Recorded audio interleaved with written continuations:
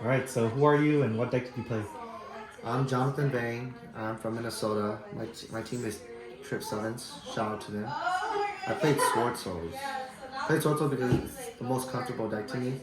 And with a new format and a week to test, we couldn't really cook any glue. So we just kind of stuck with what we knew and played the best with our abilities. Do you have any other shout outs before we begin the deck profile? Shout outs to Bunker Gaming for sponsoring us.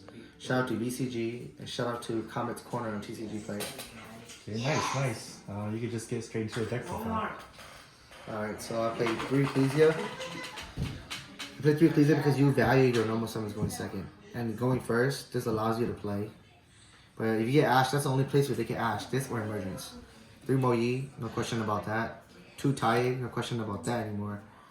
3 Long Yang. You just need to play 3. You play 2 your balls up.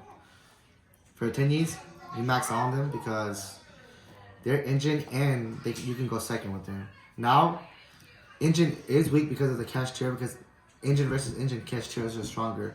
But you need to see these to play too. And then one Shatana. Shatana came up way too much. Too many bozos are cutting this. It's mandatory. You can go for other level 8 plays with this and a token when they get rid of your monsters. And then for another name, you have to play this. Do you feel like you would have changed any of the ratios? No, I think the tennies, you gotta max them out. You gotta max them out. Although I did think about cutting them, like cutting one Adora, or maybe even a Vashuda and Adora to make it 40, because I'm playing 42. For the other stuff, I'm playing 3 circles.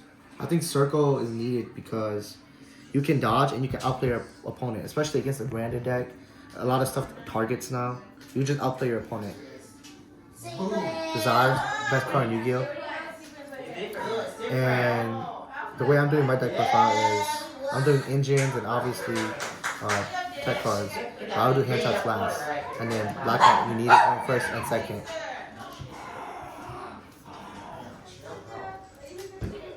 And then for the non-engine, I play 12. Ash. It's just the best card against branded. It's good in general. Ash Papayas. Whatever you want, Ash is just good. Nibiru overperformed. Because when you do have Nibiru, the way to play this deck is you don't go for the 10-8 combo anymore. Because you just play into everything. You're in a crossfire. You have to play safe. And when you have Nibiru, you have other hand traps, you do Chi-Chow, Blackout, Circle, or book the Eclipse and pass. That's how you play this deck now. And the Eclipse is just probably the best card against Kashtira.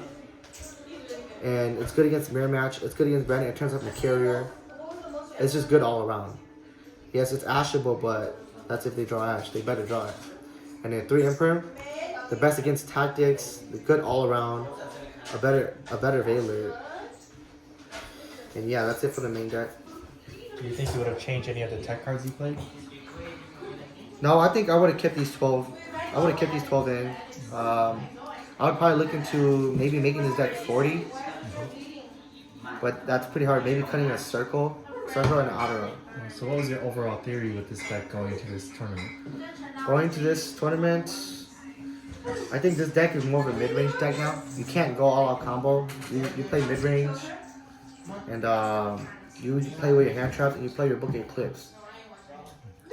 And I think this deck just rewards good technical play, and if you make the least amount of misplays, then you're fine. If you value every card in your deck, you'll be good.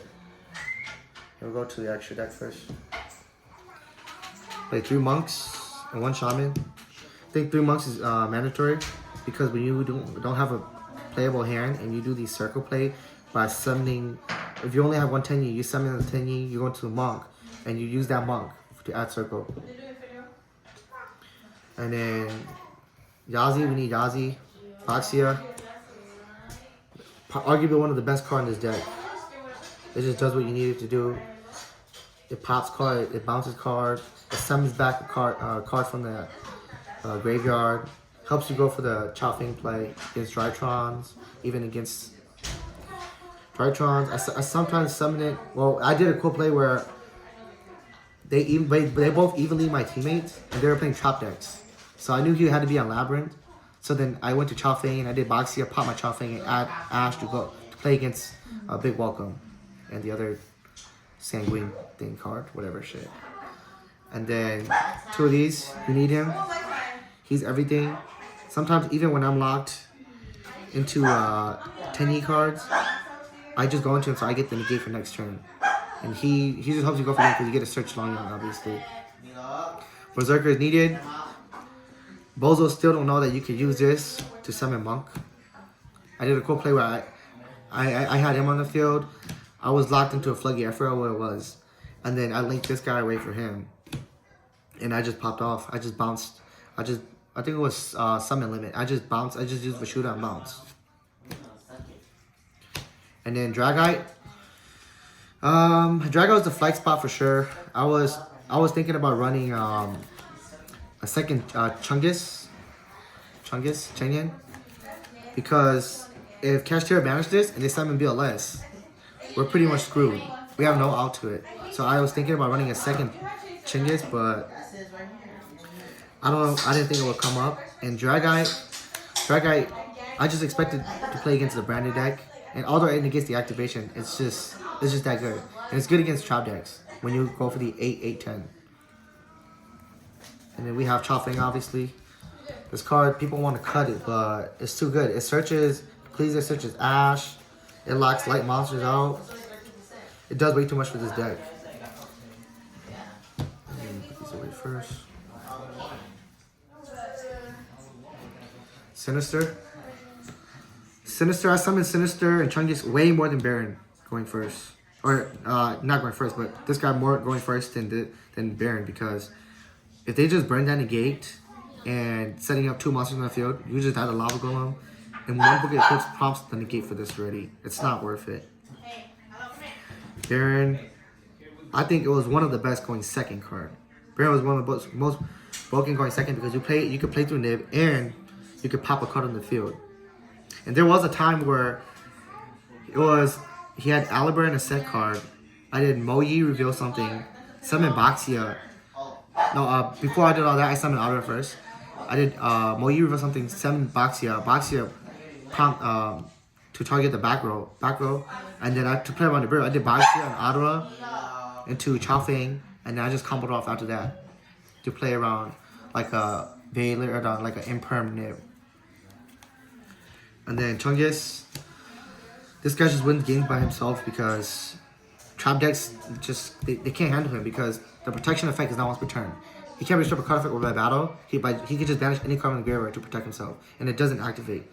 And summoning him back from the graveyard from Shaman locks you into activating effects from monster summoning from the special summon from the extra deck. But this card summoned from the graveyard, and plus, it's not an activate effect. It's just a continuous. And this banish is good against the branded. When you break the whole board and you want to stop their follow up when they dump Albion, you use them to banish the Albion and whatever on the field. Onto the side deck. I have this up real quick. I play Lancia. Lancia is just a good card overall. Good against Kashtira. It's okay against branded. It's not the best, but some of the branded lines they get cut off because of Lancia too. But I never really sided this in against branded. This card was the 3 slot in my side deck that I put in for. I wanted something for Drytron. I wanted something for branded. I knew Tier was gonna be running around. It's just all around good. And he's better than Ghost Spell. I wanted to run Ghost Spell because Ghost Spell does have applications with the Runic Fountain. It has applications with the Library matchup. But I feel like I'd rather just run this because I didn't care about those trap decks. I thought my theory was to beat the top 3 decks, which was going to be Swordsoul, Branded, and Kashtira. So I designed the 3 slots here mainly for Branded, but just because it covered the Tier and the Drytron. Lunar. People don't like the discard, but it doesn't matter because before I was running enemy controller, but you cannot tribute Disciples. So this card is a 2-for-1. Basically, I kill 2 birds and 1 stone. This card stops the Ibli, and I could book a Shingirera. I could book Mirror Jade, and I could book Raw Disciple. And going second, against the Cashtero, and having this card just feels way more safer. Plus the Book of Eclipse, but it's ashable. And then Barrier, I feel like it was one of the best cards against all around the top 3 decks, like I told you. It just shuts them off. The only thing you would be scared of is just Cashtero summoning under 4 summons and going for game with just their monsters. Their normal, their regular monsters, Cashtero monsters. And then I couldn't think of anything. I wanted anti-spell the most, and I wanted Warlords. Thought about Warlords, but Warlords only covered up the Despia matchup. It's okay against the Cashtero, but it's really easy for them to get rid of it.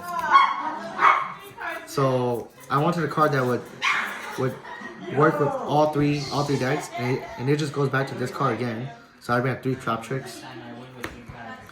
So I have 6 of them in a 42. And if I just see one of these against those 3, then I feel safe.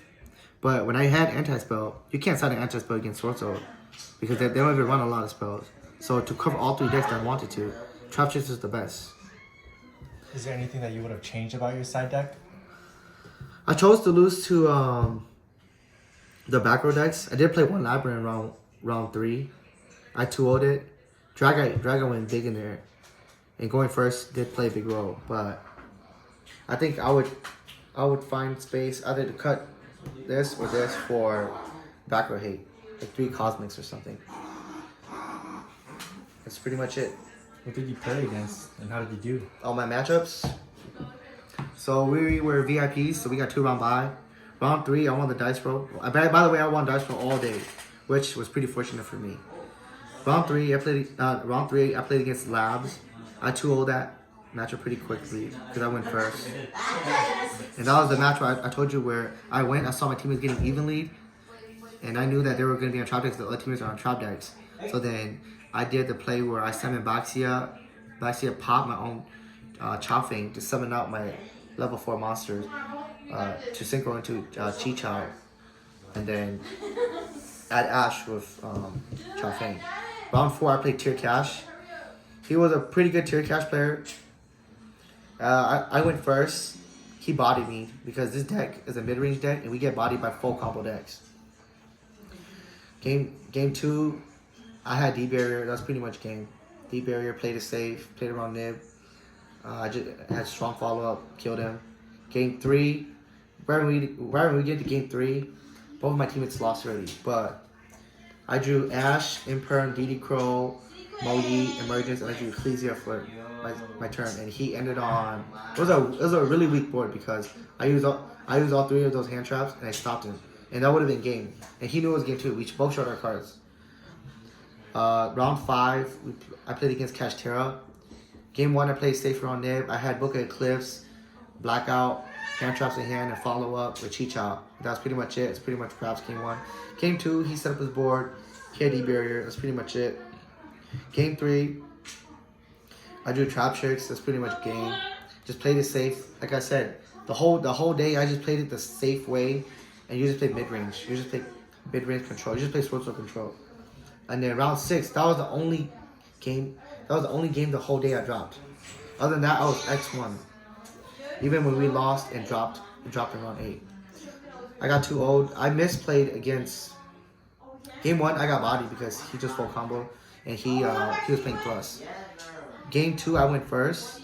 I had D-Barrier, Book of Eclipse, and Chi-Chao. I was trying to play around tactics because that's the only thing I lost to after I activated Book of Eclipse and D-Barrier, because he summoned his big body like Foxy 2 and an Ogre. So I didn't want to prompt the Ogre, and I didn't want to prompt the tactics. So I held it, but then not knowing what the new Therions and the new XYZ did, the one that adds and the one that if XYZ detaches, then he can bounce. So his only way is to bait that, and he baited my Chi-Chao and negating the XYZ, and he just took my Chi-Chao and he went for game. Other than that, I played too safe. He had no hand traps in his hand. I was just all engine, and I just lost that one. And then round 7, I played against Flunders. Flunders got swept. It's pretty easy. He break game 1. Game 2, he bricked again, and it was just all she said. And then round 8, it was against Dylan Cashtero. I went against Ruben. He's a pretty good player. When he was Ruben, We played against Chris LeBlanc, their team, Ruben and Patrick Hoban. I went first on one die roll. I just set up a mediocre board with it was Imperm, Heavenlies, Chi-Chow. I balanced my blackout. I played like it was a blackout. I added Tide, which was a follow-up. And I had Nib, and I had Imperm in my hand. So I was like, okay, I'm chilling. So I was chilling with that board. So then what I wanted to do was gain value with my interruptions. I wanted to use Chi-Chow first, obviously. And then I wanted to use my Imperm first. Or my Imperm. And I wanted to use my Circle for follow-up. And then I had Imperm again and Nib in hand. So I was chilling in it. And I had follow-up. So by doing that, I could clear out my board, activate the last Imperm in my hand, or even nib them, depending on what they do. And he his hand was kind of suboptimal because he was playing tier cash. I forgot what he ended on, but then he didn't want to go into the cash tier stuff because of my blackout. He was playing my blackout pretty well. He ended up with, I think, just a few names and like 2 sets, and he just passed a turn back. So then end phase, I used my Imperm ready. I just did Circle, sent Chi-Chow to add my Long Young. And I think I had a 10 in hand too or something. But then I forgot what I drew, and I just played it safe with Baron. And then send my Taye, shuffle those 2 back, pop a back row, shuffle back, and then just went for game. And then he just scooped. And then game 2 we went, I drew Crow. He made a suboptimal board too. No. Yeah, he made a really good board. He went full cash tier combo. He didn't even go tier at all. He made full cash tier combo with, he tried to go Mind Hacker, he tried to go Arise, and he tried to go Shingra era. And on summon of the Mind Hacker, he summoned Arise Hacker, he summoned Mind Hacker. I activated Nib. I had Nib and I just cleared everything. I think he just had like 2 in hand and maybe like 1 set. So then I had Long Yong plus a 10 and a normal summon. That was pretty much game, and he just cooped up. That's pretty much it, I guess. So, what were your hardest matchups? And is there anything else that you would change about your deck? I think the hardest matchup was playing it too safe and getting full combo, which I wasn't really afraid of because it's not really like a whole combo deck because everybody's playing Branded. Branded's pretty mediocre. That's okay. Branded's pretty strong though, and the cash tier is pretty explosive, but I think these tech choices are strong enough to hold them back. But it's just more like against Drytron, against like the Dark World deck. Everything, they're just too explosive for my deck. And then also probably sliding in 3 cards or 3 slots for back row hate because I knew Labyrinth was going to be popular, but I didn't think it was going to be that popular. So I think even though I was X1, if it was like a 1-on-1 tournament, not a 3v3, I probably would have made Top Cut, but I probably would have lost in Top Cut to Labyrinth or something. Although I beat Labyrinth in round 3, and I stole a win. Basically, I just stole a win because I chose to lose to those decks, and good thing I didn't play against those decks, which is pretty fortunate. Yeah, that's pretty much it. Thank you guys.